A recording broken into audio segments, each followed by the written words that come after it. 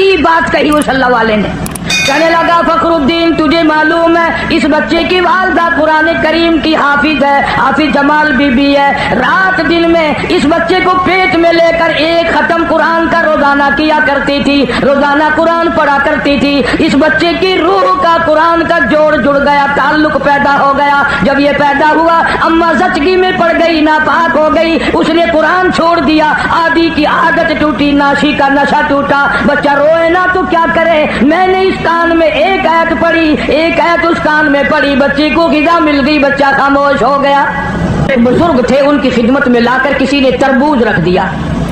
علماء کا مجمع بیٹھا تھا تو وہ اللہ والا فرمانے لگے کہ بھائی آپ لوگ عالم ہیں, یہ بتاؤ تربوز چاقو سے کاٹ کے کھانا سنت ہے یا توڑ کے کھانا سنت ہے؟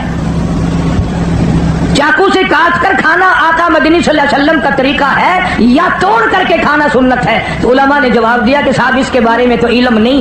تو جو لایا تھا فرمانے لگے اسے واپس لے جا, اگر توڑ کے کھاؤں اور سنت ہو کاٹ کے کھانا تو خلاف ہو جائے گا, اگر کاٹ کے کھاؤں اور سنت ہو توڑ کے کھانا تو خلاف ہو جائے گا. بہتر یہ ہے کہ نہ ہی کھانا اچھا ہے. ایک ایک سنت کو زندہ کرنے کے لیے ساری زندگی گزار دی, مصائب اٹھائے, پریشانیاں جھیلی, کچھ بھی ہوا.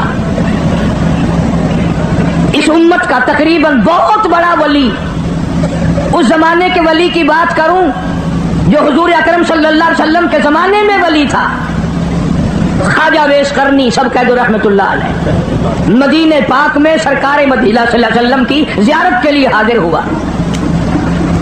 اتفاق سے آپ تشریف نہیں رکھتے تھے مدینے میں, تو صحابہ کرام نے بتایا کہ آپ ٹھہر جائیں, ایک دو روز میں سرکار تشریف لے آئیں گے. خواجہ ویس کرنی فرمانے لگے کہ نہیں میں ٹھہر نہیں سکتا, مجبور ہوں, واپس جا رہا ہوں. بعض لوگوں نے کہا کہ دیدار رسول کو ترک کر رہے ہو, چھوڑ رہے ہو, تیری زندگی کا کیا پتا اور کالی کملی والے صلی اللہ علیہ وسلم کی زندگی کا کیا پتا, تو یہ دیدار چھوڑ کے جا رہا ہے.